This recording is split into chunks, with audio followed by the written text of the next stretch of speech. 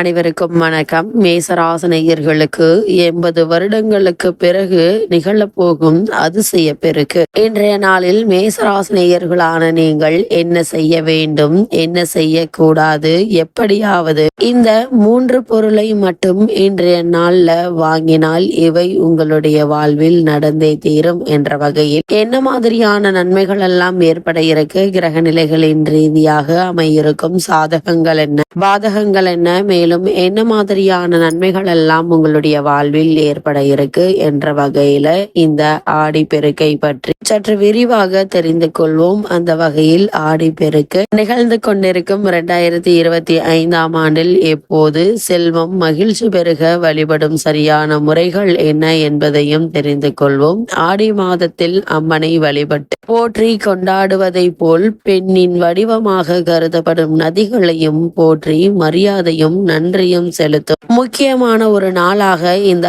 ஆடிப்பெருக்கு கருதப்படுது. குறிப்பா காவிரி தாயை வழிபட்டு பாவங்கள் நீக்கி மகிழ்ச்சி, ஆயுள், அனைத்து நலன்களையும் பெற வேண்டும் என வழிபடும் சிறப்புக்குரிய நாளாக இந்த ஆடிப்பெருக்கு அமைகிறது. ஆடி மாதம் அம்மனுக்கு உகந்த மாதம். இந்த மாதத்தில் ஆடிப்பெருக்கு மிக முக்கியமான பண்டிகையாக கொண்டாடப்படுகிறது. ஆடிப்பெருக்கு ஆடி மாதத்தின் 18ஆம் நாளில் கொண்டாடப்படுகிறது. அதனால் இதை ஆடி 18ஆம் பெருக்கு என்றும் சொல்வது உண்டு. குறிப்பா இது நிலத்திற்கும் பூமியை செழிக்க வைக்கும் நீர்நிலைகளுக்கு நன்றி செலுத்தும் ஒரு புண்ணிய நாளாகும். இந்த ஆடிப்பெருக்கு ஏன் கொண்டாடுகிறோம் என்று பார்க்கும்போது, கங்கை நதி தன்னுடைய பாவங்களை போக்க கிருஷ்ண பகவானிடம் சென்று வழி கேட்டது. கிருஷ்ணர் காவிரி ஆற்றில் கலக்க சொன்னார். காவிரி ஆறு கிருஷ்ணனிடமிருந்து பாவங்களை போக்கும் சக்தியை பெற்றது. இதனால் சந்தோஷமாக விஷ்ணு இருக்கும் இடங்களுக்கு சென்றது. ஸ்ரீரங்கப்பட்டினம், சிவசமுத்திரம், ஸ்ரீரங்கம் போன்ற இடங்களுக்கு போய் ரங்கநாதரை வணங்கியது. இந்த நிகழ்வுதான் ஆடிப்பெருக்கு பண்டிகையாக கொண்டாடப்படுகிறது. ஆடி மாதத்தில் தென்மேற்கு பருவமழை அதிகமாக பெய்யும். காவிரி ஆற்றில் நிறைய தண்ணீர் வரும். விவசாயம் செழிக்க வேண்டும் என்பதற்காக இந்த நாளில் விவசாயிகள் வழிபடுவதுண்டு. சிலப்பதிகாரத்தில் ஆடி 18 முக்கியத்துவத்தை பற்றி சொல்லி இருக்கிறார்கள். ஆடி மாதம் சூரியன் கடகராசியில் பயணிக்கும் நேரம். இது விவசாய வேலைகளுக்கு முக்கியமான நேரம். மழை நிறைய பெய்து ஏரி, குளம் எல்லாம் நிரம்பி வழியும். விவசாயத்திற்கு தேவையான தண்ணீர் கிடைக்கும். அதனால் விவசாயிகள் அடுத்த விவசாயத்திற்கு நிலத்தை தயார் செய்வார்கள். இந்த நாளில் வழிபட்டு விவசாய பணிகளை துவங்கினால் விவசாயம் செழித்து வரும் என்பது நம்பிக்கை. ஸ்ரீரங்கம் கோவிலிலிருந்து ரங்கநாதர் அம்மா மண்டபம் படித்துறைக்கு எழுந்தருள்வார்.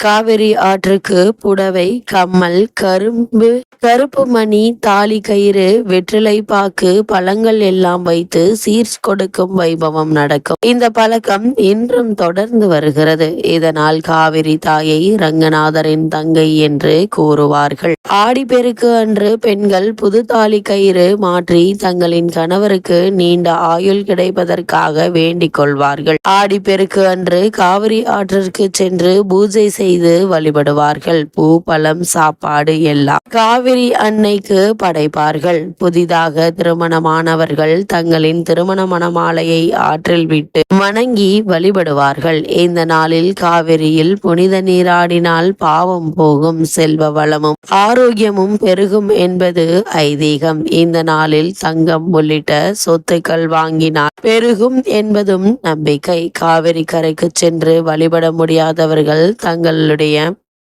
வீட்டிற்கு அருகில் உள்ள நீர்நிலைகளுக்கு சென்று வழிபடுவது உண்டு. புதிதாக திருமணமான பெண்மணிகளுக்கு தாலி பெருக்கி போடும் வைபவம் இந்த நாளில் நடத்துவார்கள். மக்கள் குளக்கரைகளிலும் காவிரி அன்னையை நினைத்து பூஜை செய்து வழிபடுவது உண்டு. இவ்வளவு சிறப்பு மிக்க ஆடிப்பெருக்கு இந்த ஆண்டு ஆகஸ்ட் 3ஆம் தேதி ஞாயிற்றுக்கிழமை வருகிறது. விசாகம் மற்றும் அனுஷம் நட்சத்திரம் இணைந்த நாளில் ஆடிப்பெருக்கு வருகிறது. அனுஷம் நட்சத்திரம் சனி பகவானு கூறியதாக இருந்தாலும் இந்த நாளில் மகாலட்சுமியை வழிபடுவதால் செல்வ வளம் பெருகும். மேசராசனையர்களை பொறுத்த வரைக்கும் ஆடி மாதத்தின் 18ஆம் நாள் 6 குளங்கள் பொங்கி வரும். இந்த நாளில் நாமும் நீர்நிலைகளை வழிபட்டால் நம்முடைய வாழ்வில் மகிழ்ச்சியும் செல்வமும் பொங்கி வரும் என்பது ஐதீகம். ஆடிப்பெருக்கு அன்று நாள் செய்யும் காரியங்கள் நமக்கு பல மடங்கு பலனை கொடுக்கும். இது தெய்வங்களின் ஆசியை மட்டுமின்றி முன்னோர்களின் ஆசியையும் பெறுவதற்குரிய நாளாக கருதப்படுகிறது. 2 மடங்கு பலன்களை தரும்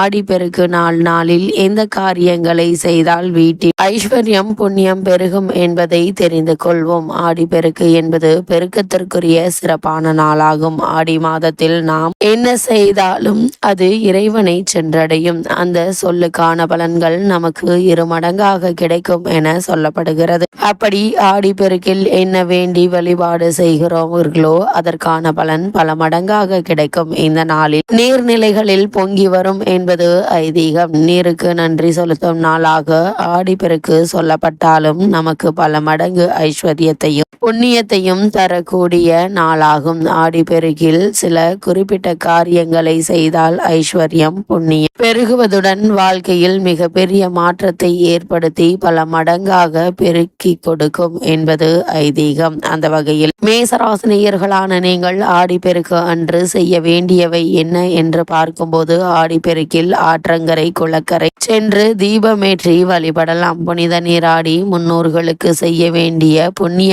காரியங்களை செய்யலாம். திருமணமான பெண்கள் தாலி கயிறு மாற்றிக்கொள்ளலாம். மற்ற சுமங்கலி பெண்களுக்கு தாலி கயிறு தானமாக கொடுக்கலாம். அது மட்டுமில்லாமல் இன்றைய நாளில் கன்னி பூஜை செய்யலாம். அதே போல் நீர்நிலைகளில் கரைகளிலும் விளக்கேற்றி மகாலட்சுமி பூஜை செய்யலாம். வீட்டில் பாயாசம் களி வடை ஆகியவற்றை செய்து சுவாமிக்கு படைத்து வழிபடலாம். சுவாமிக்கு பலவிதமான கலவை சாதம் பழங்கள் இனிப்பு வகைகள் போன்றவை படைத்து வழிபடுவது உண்டு. சுமங்கலி பெண்கள் தங்களின் கணவரின் ஆயுள் நீடிக்க வேண்டும், தீர்க்க சுமங்கலியாக இருக்க வேண்டும், அனைத்து விதமான சௌபாகியங்களும் கிடைக்க வேண்டும் என பூஜை செய்வார்கள்.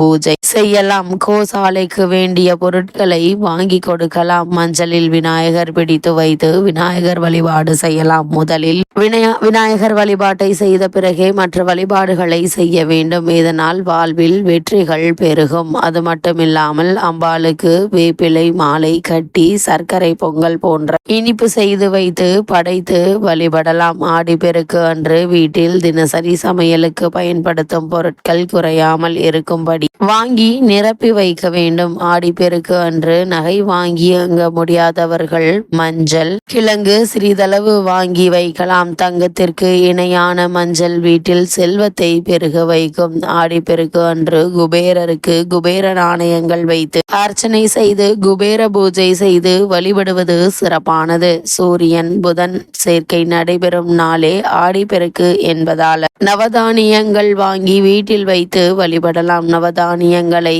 மண்ணில் விதைக்கவும் செய்யலாம். அது மட்டுமில்லாமல் மகாபாரத போர் நிறைவடைந்து தர்மம் நிலைநாட்டப்பட்ட நாள் ஆடி 18 என புராணங்கள் சொல்கின்றன. இதனால் இன்றைய தினம் பாகவத கீதை வாசிப்பது மிகவும் சிறப்பானதாக கருதப்படுகிறது. மேசராசினியர்களை பொறுத்த வரைக்கும் தங்கம் வெள்ளி வாங்க முடியாதவர்கள் கூட இன்றைய நாளில் உப்பு மஞ்சள் ஆகிய மங்கள பொருட்களை நீங்கள் வாங்குவதன் மூலமாக உங்களுடைய வாழ்வில் செல்வ வளமும் ஐஸ்வர்யமும் பெருகும் என்பது ஐதீகமாக உள்ளது.